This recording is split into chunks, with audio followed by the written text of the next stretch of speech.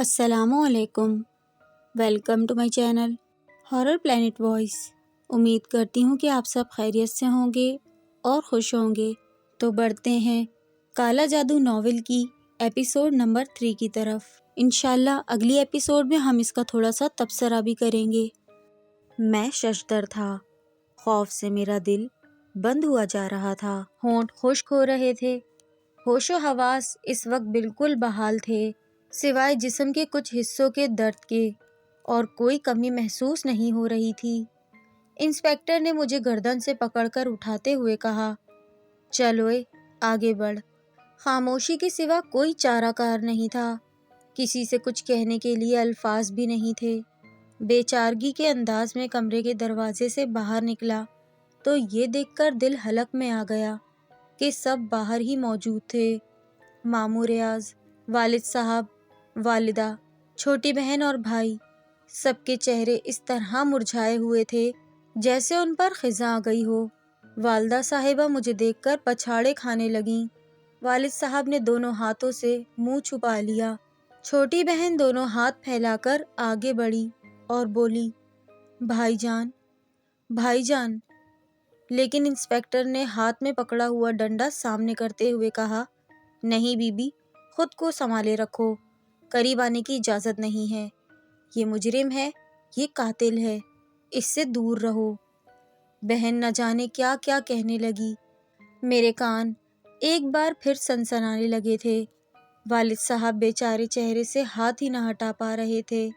ماموں ریاض نے البتہ ہمت کر کے میرے قریب پہنچتے ہوئے کہا، فکر نہ کرنا مسعود میاں، ہم تمہاری ضمانت کروانے کی پوری کوشش کر رہے ہیں، ہم زندہ ہیں، جو کچھ بھی بن پڑے گا ہم سے، ہم تمہارے لیے ضرور کریں گے۔ ماموں ریاض کہتے رہے، لیکن میں نے ان کی کسی بات کا جواب نہیں دیا۔ ماں اور بہن کی کیفیت دیکھ کر دل پھٹا جا رہا تھا، جی چاہ رہا تھا کہ دوڑ کر ماں سے لپٹ جاؤں۔ ان کی آوازیں کانوں میں گرم سیسے کی مانند اتر رہی تھیں۔ چھوٹا بھائی آنکھیں پھاڑے مجھے دیکھ رہا تھا۔ ہر شخص کی ایسی کیفیت تھی کہ تصور کرتا تو سینہ پھٹ جاتا۔ پھر وہ سب پیچھے رہ گئے۔ ماں کی آوازیں اب بھی میرے کانوں میں آ رہی تھیں، بچا لو میرے بچے کو، بچا لو، وہ بے قصور ہے، بے گناہ ہے۔ مجھے ایک گاڑی میں بٹھا دیا گیا اور باقی سب لوگ پیچھے رہ گئے۔ اب میں انسپیکٹر کے رحم و کرم پر تھا۔ کچھ دیر کے بعد ہم تھانے پہنچ گئے اور مجھے لاک اپ میں بند کر دیا گیا۔ کسی نے مجھ سے کچھ نہیں کہا تھا۔ انسپیکٹر چلا گیا اور لاک اپ میں زمین پر بیٹھ کر دیواروں سے ٹیک لگائے گزرے ہوئے لمحات پر میں غور کرنے لگا۔ اب اتنا تو احمق نہیں تھا میں کہ اس بھیانک صورتحال کو نہیں سمجھ پاتا۔ میں نے ایک قتل کیا تھا اور بڑی وحشت اور درندگی کے عالم میں کیا تھا۔ حکیم سعد اللہ میرے ہاتھوں مارے گئے تھے۔ اگر میں کسی سے کہتا کہ انہیں قتل کرنے والا میں نہیں تھا تو لوگ ہنسنے کے علاوہ کچھ نہ کرتے، چنانچہ ایسی باتیں کرنا ہی حماقت تھی۔ دروازے کے سامنے موجود پہرہ دینے والے سنتری مجھے عجیب نگاہوں سے دیکھ رہے تھے۔ میں نے گردن جھکائی اور آنکھیں بند کر لیں۔ دن گزر گیا۔ غالباً میں پچھلی ساری رات بے ہوش رہا تھا اور اس وقت دن کے قریب 11:30 بجے تھے۔ بہرحال شام ہو گئی۔ رات کو مجھے سلاخوں کے پیچھے سے روٹی اور سالن دیا گیا اور ایک پانی کا گلاس۔ ایک کانسٹیبل ہی نے یہ چیزیں رکھی تھیں اور خاموشی سے واپس مڑ گیا تھا۔ میں دن بھر کا بھوکا پیاسا تھا، لیکن ان چیزوں کی طرف رخ کرنے کو بھی جی نہیں چاہ رہا تھا۔ بس طرح طرح کے خیالات جی میں آ رہے تھے۔ اب کیا ہوگا؟ خاص طور سے ماں کی حالت سے میں بہت دل گرفتہ تھا۔ میری ماں میرے غم میں ہی مر جائے گی۔ کیا یہ سب میرا ہی قصور ہے؟ کیا میں ایک ناگہانی مصیبت میں نہیں پھنس گیا ہوں؟ لیکن اگر پس منظر میں نگاہ دوڑاتا تو سچ مچ سارا قصور اپنا ہی نظر آتا تھا۔ وہی ساری چیزیں ذہن میں آ جاتی تھیں۔ کائنات میں بسنے والے محنت مزدوری کر کے اپنا پیٹ پالتے تھے۔ اگر میری طرح سے ہر شخص ان آسان راستوں کو تلاش کرنے کی کوشش کرے تو کاروبار حیات معطل ہو جائے۔ یہ سب غیر فطری تھا، ناجائز تھا، اللہ کے بنائے ہوئے اصولوں سے انحراف تھا، اور اسی انحراف کی مجھے سزا ملی تھی۔ تھا تو میں اسی سزا کا مستحق، اور اب بعد میں پچھتانے سے کچھ نہیں مل سکتا تھا۔ ٹھنڈی سانس لے کر خاموش ہو گیا۔ پہرا دینے والے سنتری نے جب کافی دیر بعد کھانا اسی طرح رکھے دیکھا تو چہرے پر ہمدردی سجائے میرے پاس پہنچ گیا۔ کھا لے بابو، کھا لے، برا کام کرتے ہوئے کچھ نہیں سوچتے تم لوگ۔ جنون میں اتنے آگے بڑھ جاتے ہو کہ اللہ کی بنائی ہوئی زندگی کو ختم کر دیتے ہو اور بعد میں پچھتاتے ہو۔ کھانا تو تجھے کھانا ہی پڑے گا، آج نہ سہی کل کھائے گا، یہ پیٹ کب پیچھا چھوڑتا ہے۔ میں نے اداس نگاہوں سے سنتری کو دیکھا۔ حالات سے بے خبر انسان اس سے زیادہ اور کہہ بھی کیا سکتا تھا۔ پھر میں نے آہستہ سے کہا، بھائی اس وقت بھوک نہیں ہے، بعد میں کھا لوں گا، تیری مرضی ہے، مگر تو نے ایسا کیوں کیا؟ اللہ بہتر جانتا ہے، شاید یہ میرے گناہوں کی سزا ہے۔ ہاں، اللہ سے ہمیشہ توبہ کرنی چاہیے، سنتری نے کہا۔ کھانا اسی طرح رکھا رہا۔ رات ہو گئی اور زمین پر کمبل بچھا کر میں لیٹ گیا۔ آنکھیں بند کر کے گھٹنوں میں سر دے کر خیالات کی دنیا میں کھو گیا تھا۔ کوئی فیصلہ نہیں کیا جا سکتا تھا۔ ظاہر ہے جو کچھ ہوا تھا اس میں میرا عمل بھی برابر شامل تھا۔ اگر سوچ کا اندازہ یہ نہ ہوتا تو شاید یہ سب کچھ نہ ہوتا۔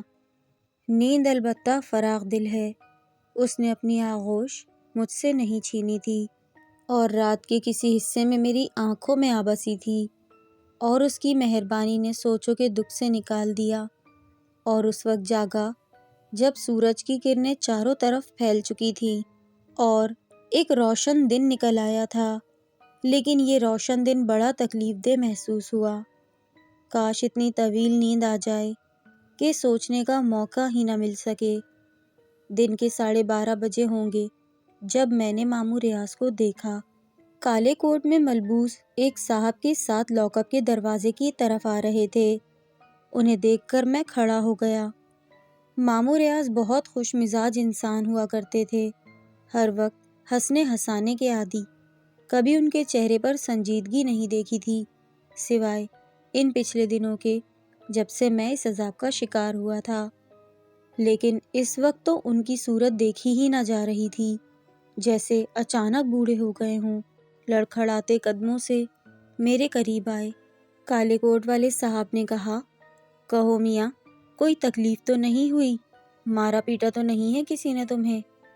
نہیں، میں نے آہستہ سے جواب دیا۔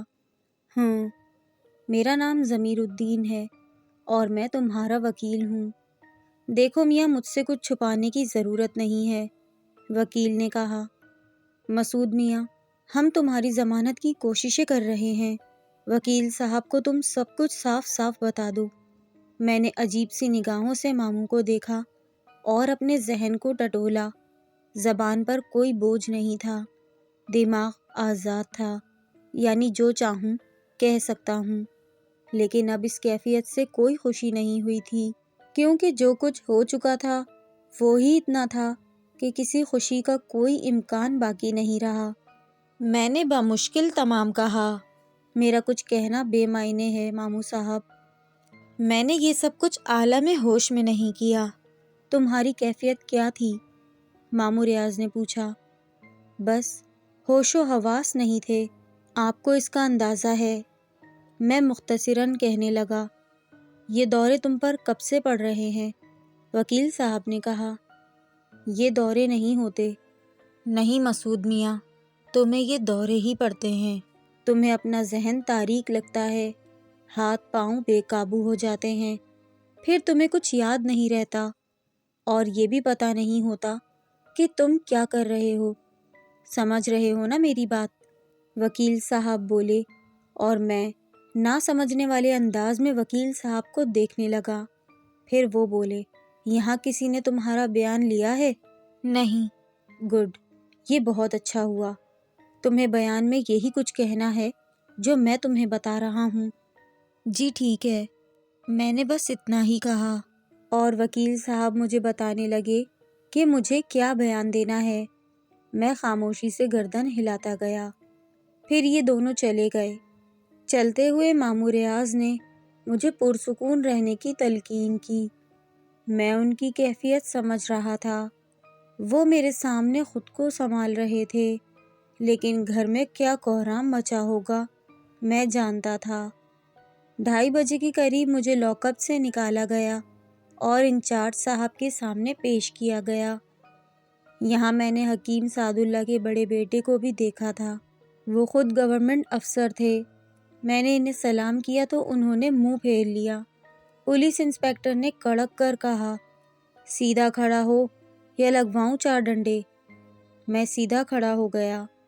انسپکٹر نے مجھے چند گالیاں سنا کر اپنے نیک کام کا آغاز کیا اور پھر بولا، اوئے کیا موت پڑی تھی تجھ پر؟ کیا دشمنی تھی سعد اللہ جیسے اللہ والے سے تجھے؟ مجھے ان سے کوئی دشمنی نہیں تھی۔ تو پھر جنگلی کیوں بن گیا؟ میں نہیں جانتا صاحب، کچھ دن سے میں بیمار ہوں۔ اچانک میرا دماغ بھاری ہو جاتا ہے، پھر مجھے ہوش نہیں رہتا۔ ایسی کیفیت کئی بار ہوئی۔ میرے والد صاحب کے حکیم اللہ سے بہت اچھے تعلقات تھے۔ وہ مجھے ان کے پاس علاج کے لیے لے گئے تھے۔ حکیم صاحب نے مجھے دیکھا اور میرے والد صاحب سے کہا کہ وہ مجھے ان کے پاس چھوڑ جائیں۔ حکیم صاحب کے گھر سے معلوم کیا جا سکتا ہے۔ انہوں نے ہمارے لیے چائے منگوائی تھی۔ پھر رات کا کھانا انہوں نے مجھے اپنے ساتھ کھلایا تھا اور تھوڑے تھوڑے وقفے سے میری نبض دیکھتے رہے تھے۔ 2 بار انہوں نے مجھے دواؤں کی پوڑیاں بھی کھلائی تھیں۔ پھر رات کو میری وہی کیفیت ہو گئی اور اس کے بعد اسپتال میں ہوش آیا۔ پولیس انسپکٹر نے مجھے حیرت سے دیکھا اور پھر سعد اللہ کے بیٹے نعیم اللہ کو۔ پھر وہ بھررائی ہوئی آواز میں بولا، یہ تو کیس ہی پلٹ گیا نعیم اللہ صاحب، جھوٹ بکتا ہے یہ بدماش۔ اس نے میرے بابا کو دیوانوں کی طرح قتل کیا ہے۔ سارے بدن کی ہڈیاں توڑ دی تھیں بدبخت نے۔ میں اسے نہیں چھوڑوں گا۔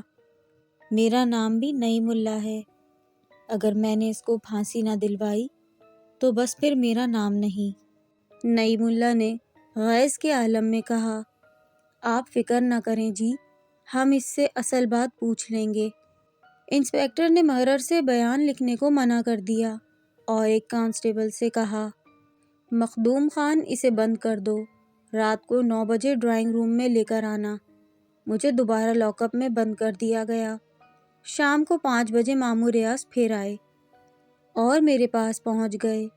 انہوں نے مجھ سے صورتحال پوچھی تو میں نے انہیں سب کچھ بتا دیا۔ ان کا چہرہ ہلدی کی طرح زرد ہو گیا۔ میں تو ڈرائنگ روم کے بارے میں کچھ نہیں جانتا تھا، لیکن وہ سمجھ گئے تھے۔ چنانچہ فوراً ہی چلے گئے۔ وہ دوبارہ نہیں آئے۔ البتہ رات کو 9 بجے ایک اور کمرے میں لایا گیا۔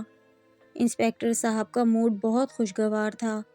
ہنستے ہوئے بولے، اوئے اصل بات اکل دے شہزادے، ورنہ یہ ڈرائنگ روم دیکھا ہے نا، اچھے اچھوں کی زبان کھل جاتی ہے یہاں۔ او یار بشیر، 2-4 نشان بنا دے اس کے منہ پر۔ وہ نعیم اللہ بھی سرکاری افسر ہے۔ اصل بات کیا تھی شہزادے؟ میں نے آپ سے ایک لفظ جھوٹ نہیں کہا جناب۔ عدالت میں بھی یہی بیان دے گا۔ جو سچ ہے ہر جگہ بتاؤں گا۔ او جیتا رہ شیر، مگر سن، کل جب نعیم اللہ آئے یا اس کے گھر کا کوئی بندہ آئے تو یہی ظاہر کرنا کہ تیری ٹھیک ٹھاک پھینٹی لگی ہے۔ اٹھتے بیٹھتے 2-4 آوازیں بھی نکال لینا۔ چلو بھائی، اس کا بیان لکھواؤ۔ محرر نے میرا بیان لکھ لیا، مگر انسپکٹر صاحب کی یہ مہربانی میری سمجھ میں نہیں آئی تھی۔ البتہ دوسرے دن حقیقت واضح ہو گئی۔ ڈرائنگ روم کا عذاب روکنے کے لیے ماموں صاحب نے 10,000 خرچ کیے تھے۔ اس دن سعد اللہ کے دوسرے صاحبزادے فہیم اللہ صاحب آئے تھے اور مجھے ان کے سامنے بلایا گیا۔ انسپکٹر صاحب نے کہا، جوڑ جوڑ توڑ دیا ہے ہم نے اس کا، مگر اس کا کہنا ہے کہ اس نے یہ سب ہوش کے عالم میں نہیں کیا۔ مار پیٹ سے کوئی فائدہ نہیں انسپکٹر صاحب، قانون اسے بھرپور سزا دے گا۔ آپ اسے آئندہ نہ ماریں۔ پھر عدالت سے میرا مزید چند روز کا ریمانڈ لیا گیا۔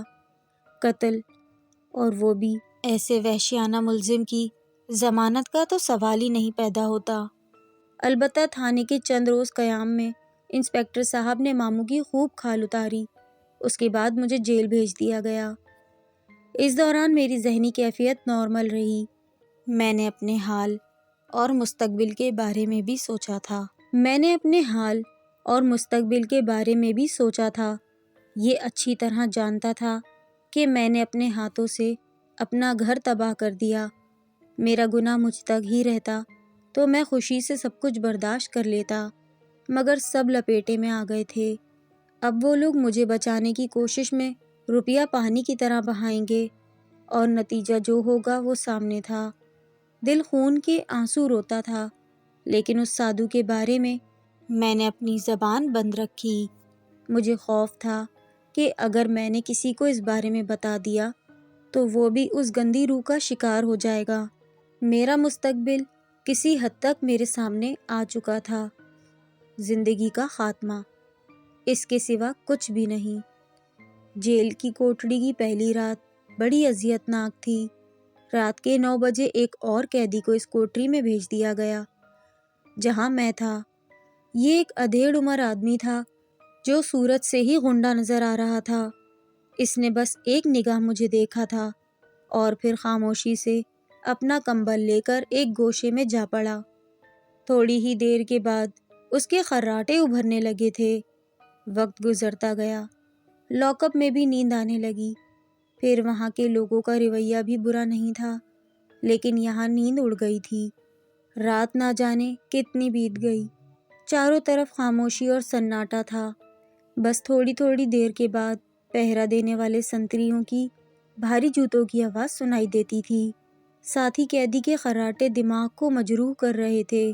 جب یہ خراٹے ناقابل برداشت ہو گئے تو میں اپنی جگہ سے اٹھ کر اس کے پاس پہنچ گیا۔ میں نے اس کے شانے کو ہلاتے ہوئے کہا، بھائی، یہ خراٹے بند کر دو، مجھے نیند نہیں آ رہی۔ خراٹے رک گئے۔ ساتھی قیدی نے چہرے سے کمبل ہٹا دیا۔ وہ اپنی چمکدار سرخ آنکھوں سے مجھے گھور رہا تھا اور اس کے ہونٹوں پر وہ مکروہ شیطانی مسکراہٹ کھیل رہی تھی۔ میرا دل اچھل کر حلق میں آ گیا۔ یہ کیا؟ وہی ناپاک سادھو تھا؟ میرا دل اچھل کر حلق میں آ گیا۔ وہی ناپاک سادھو تھا۔ پیلے متکوک بلب کی روشنی میں اس کا چہرہ صاف نظر آ رہا تھا۔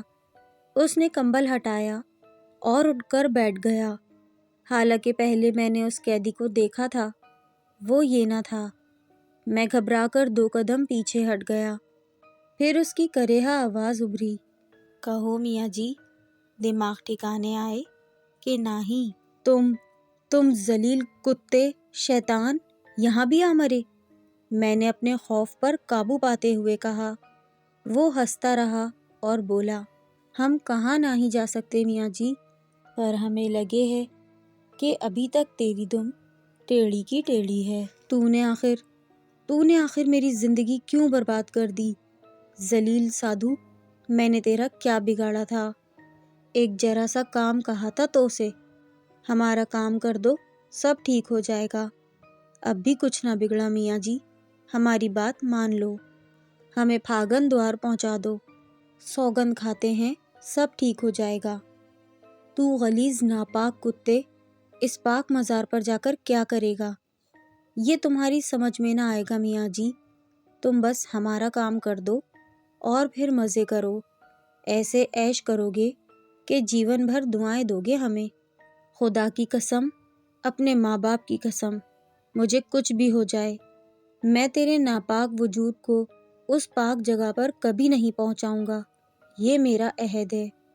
تو پھر ہم بھی تمہیں بتا دیں میاں جی، ایسا حال کریں گے تمہارا ہم کہ موت بھی تم سے گھبرائے گی، جو کہیں وہ کر کے دکھائیں گے۔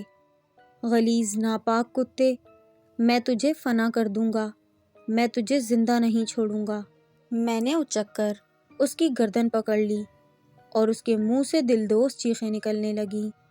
مجھ پر جنون سوار تھا۔ مجھے باہر سنتریوں کی چیخ و پکار بھی نہیں سنائی دی، وہ اندر گھس آئے تھے۔ اسے میری گرفت سے چھڑانے کی کوشش کر رہے تھے مگر اس میں ناکام تھے۔ پھر شاید میرے سر پر ضربیں لگائی گئی تھیں اور اس کے بعد مجھے ہوش نہیں رہا۔ نہ جانے کب ہوش آیا تھا۔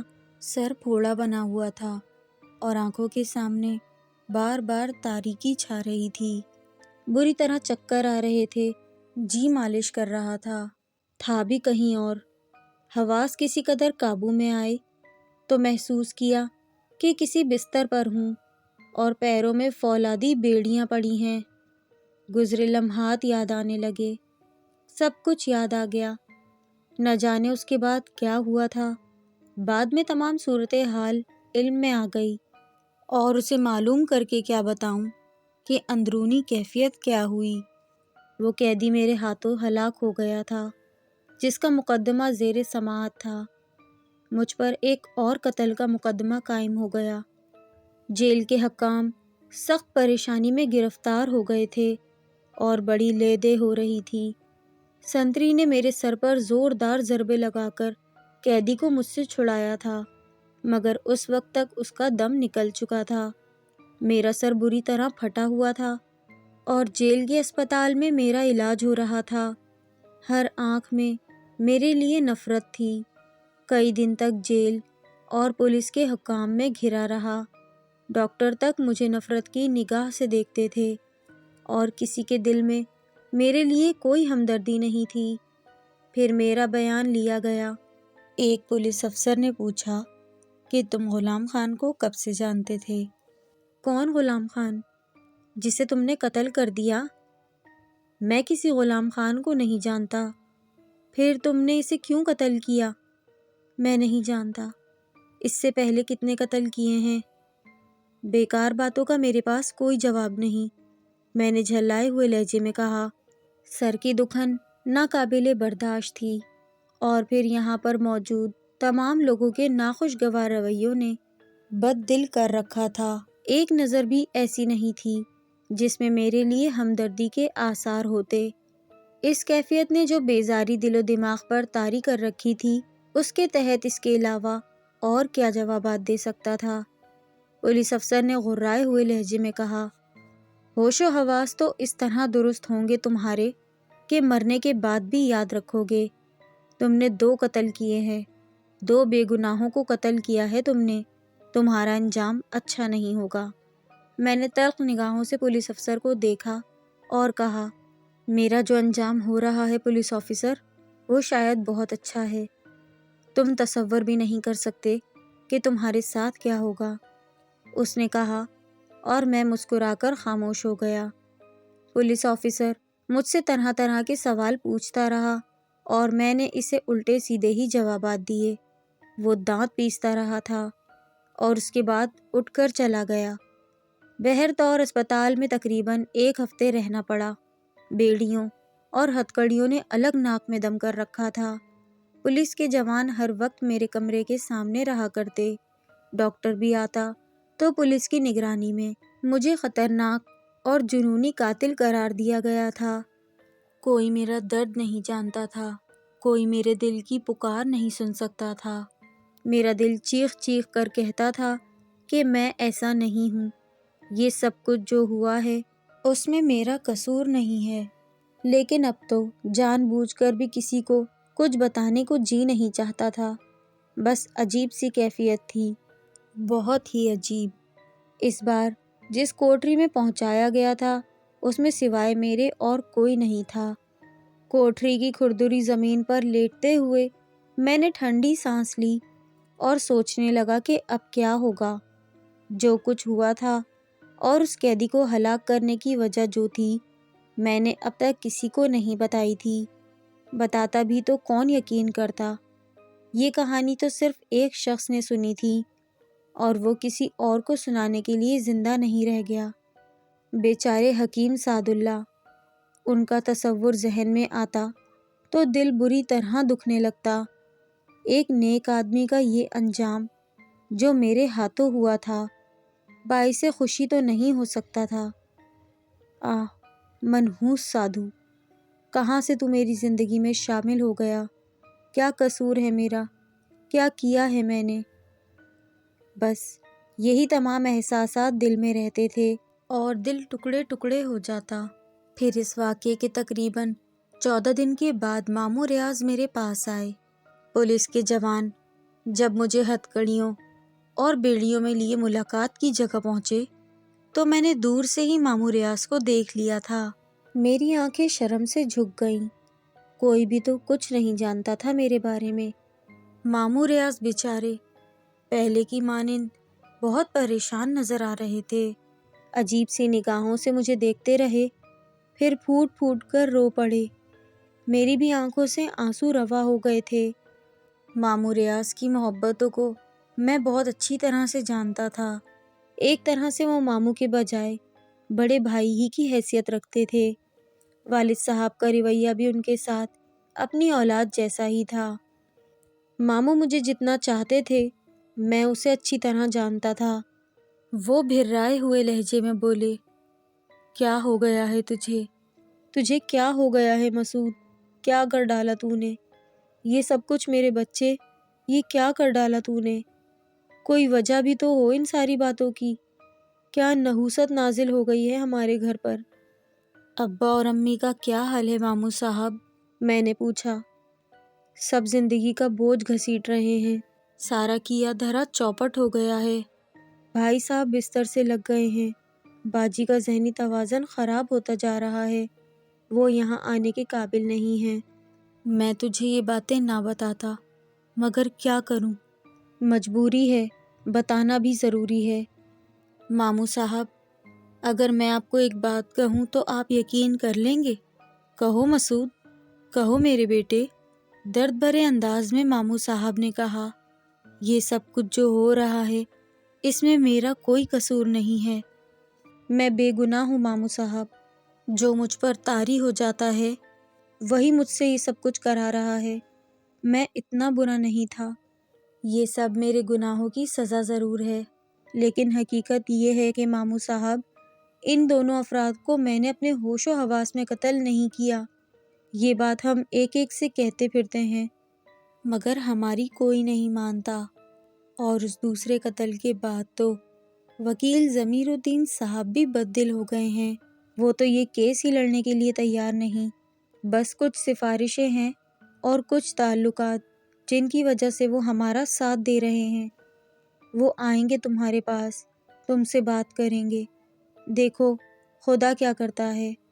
ماموں صاحب کے الفاظ سے مایوسی ٹپک رہی تھی۔ میں بھی خاموش تھا۔ میں نے کہا، ماموں صاحب، آپ میری جگہ گھر کا نظام سنبھالیے۔ میں تو سمجھتا ہوں کہ اب مجھے پھانسی سے کوئی نہیں بچا سکتا۔ گھر کی بہت سی ذمہ داریاں ہیں جو آپ پر آ پڑی ہیں۔ ماموں صاحب، مگر دل میں ایک بات لے کر جائیے گا۔ امی اور ابا سے بھی یہی کہیے گا کہ میں بے گناہ ہوں۔ یہ سب کچھ میں نے ہوش کے عالم میں نہیں کیا۔ میں آپ سب کی قسم کھا کر کہتا ہوں۔ ماموں ریاض بری طرح رو پڑے تھے۔ بس اتنا ہی موقع مل سکا تھا ہم لوگوں کو بات کرنے کا۔ ویسے بھی میں ایک ناپسندیدہ مجرم تھا اور میری وجہ سے جیل حکام کو سخت عذاب میں گرفتار ہونا پڑا۔ اس لیے میرے ساتھ ضرورت سے زیادہ سختیاں تھیں۔ سنتریوں نے ماموں صاحب کو شانوں سے پکڑ کر باہر دھکیلتے ہوئے کہا، چلو بھائی، وقت ختم ہو گیا، گھر نہ بناؤ اسے اپنا۔ وہ لوگ ماموں صاحب کو دھکیلتے ہوئے باہر لے گئے اور میں جالی کے پیچھے کھڑا بے بسی کی نگاہوں سے اپنے پیارے ماموں کی یہ بے عزتی دیکھتا رہا۔ جی چاہ رہا تھا کہ سر ٹکرا ٹکرا کر مر جاؤں، مگر شاید یہ بھی میرے بس میں نہیں رہا تھا۔ تو یہ تھا ہمارا آج کا ایپیسوڈ نمبر 3۔ کیسا لگ رہا ہے آپ کو یہ والا ناول؟ مجھے ضرور بتایا کریں کامنٹس میں، اور یہ بھی لکھا کریں کہ آپ لوگ مجھے کس شہر سے سن رہے ہیں۔ اگر آپ لوگ ایک پریس صرف لائک کا اور سبسکرائب کا کر دیں گے تو دیکھیں آپ لوگوں کا تو کچھ بھی نہیں جائے گا۔ آپ لوگوں کا رسپانس میرے لیے ایک ریوارڈ ہے، میرے لیے بہت قیمتی ہے، بہت انمول ہے۔ سو پلیز آپ لوگ اگر انجوائے کرتے ہیں، آپ لوگوں کو اگر پسند آ رہی ہیں تو ویڈیو کو لائک اور شیئر لازمی کیا کریں، کمنٹ ضرور کیا کریں۔ اپنا بہت خیال رکھیں۔ اللہ حافظ۔